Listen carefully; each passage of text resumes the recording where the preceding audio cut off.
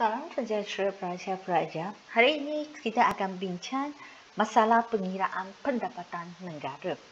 Okey, masalah pendapatan negara antaranya adalah seperti masalah pengumpulan data maklumat, masalah pengiraan dua kali, masalah barang dan perkhidmatan yang tidak dipasarkan, masalah penentuan harga barang, masalah kegiatan pengeluaran, masalah anggaran susut nilai. Okey, kita cuba telitikan satu demi satu. Okey, masalah pengumpulan data maklumat, apa masalahnya sebenarnya?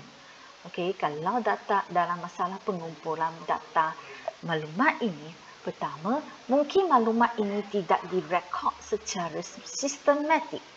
Okey, tidak direkod sistematik ataupun disimpan sistematik.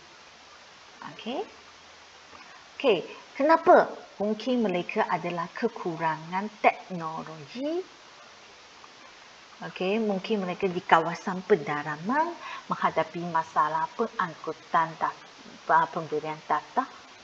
Okey.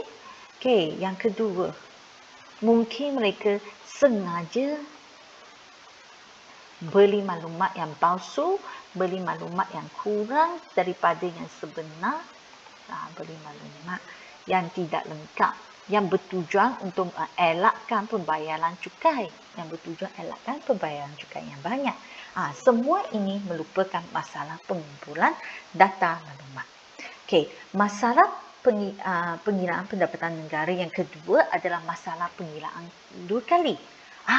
Ini berlaku disebabkan kesukaran tentu barang akhir dan barang perantaraan. Okey, tentu barang akhir dan barang perantaraan. Okey, kesukaran tentu barang akhir dan barang perantaraan. Mungkin anda akan tertanya, misal apa itu barang akhir, apa itu barang perantaraan? Barang akhir bermaksud barang itu boleh terus digunakan. Barang perantaraan bermaksud barang itu perlu diproses lagi baru boleh digunakan lagi.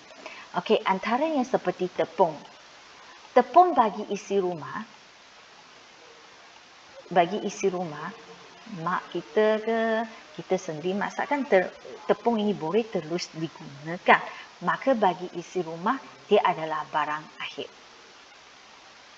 Okey, tapi tepung kalau bagi pembuat roti, tepung ini adalah barang perantaraan sebab dia perlu diproses untuk jadikan roti baru boleh jual.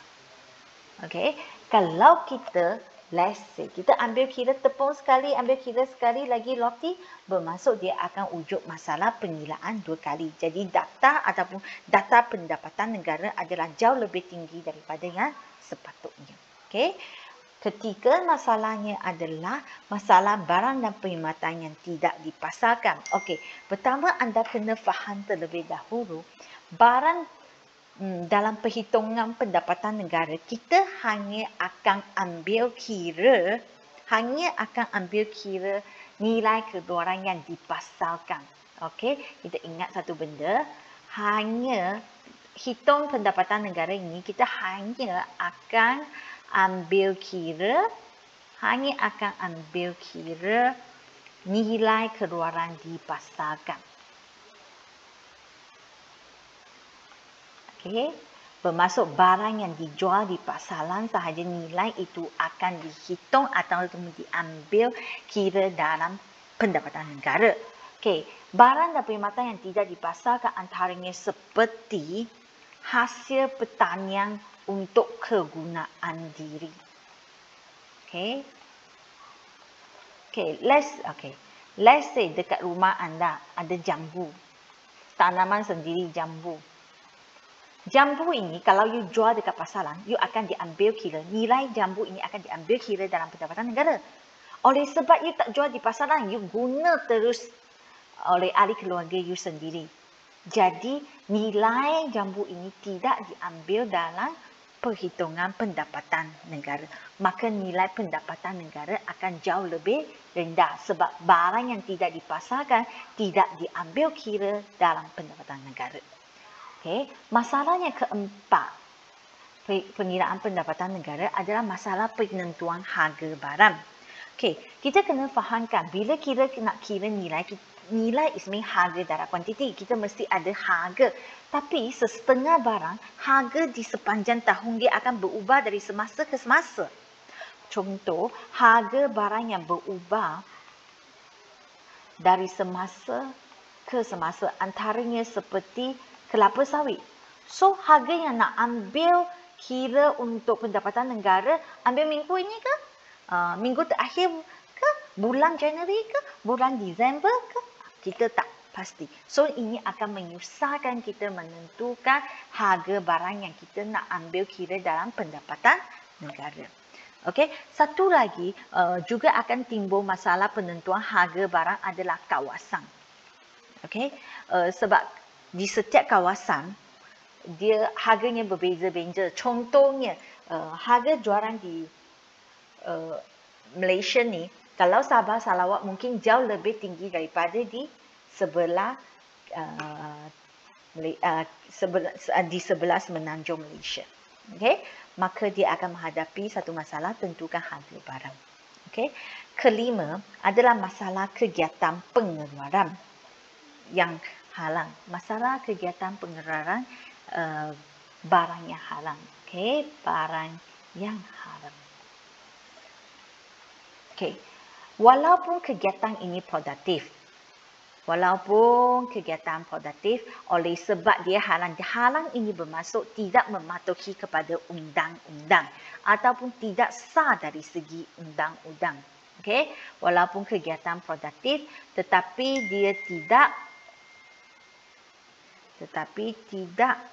sah dari undang-undang, maka nilai aktiviti ini tidak boleh diambil kira dalam pendapatan negara. Antaranya contohnya adalah pengedar darah, perjudian. Semua ini tak akan diambil kira dalam pendapatan negara nilainya. Walaupun dia adalah kegiatan produktif tetapi dia tidak sah dari segi undang-undang, maka nilai aktiviti-aktiviti yang berkenaan tidak akan diambil kira dalam pendapatan negara. Okey, masalah pengiraan pendapatan negara yang terakhir adalah masalah anggaran susut nilai. Okey, kita nak tentukan susut nilai ini ada banyak kaedah. Terdapat banyak kaedah tentukan susut nilai. Okey, setiap kaedah adalah berbeza-beza. Okey, banyak kaedah, setiap kaedah adalah berbeza-beza. Okey, maka keadaan ini akan menyusahkan kita tentukan nilai barang modal yang haus dan usang. Okey, nilai barang modal yang haus dan usang ini merupakan susun nilai. Okey, maka dia akan menyebabkan kita sukar tentukan nilai barang usang dan barang modal yang usang ini. Okey, maka kalau kita terlebih anggap susun nilai, dia akan menyebabkan keluaran negara bersih kita lebih rendah. Kalau kita terkurang anggap susun nilai, dia akan menyebabkan keluaran negara bersih kita lebih tinggi. Okey, kelas bahagian masalah pengiraan pendapatan negara setakat ini sahaja.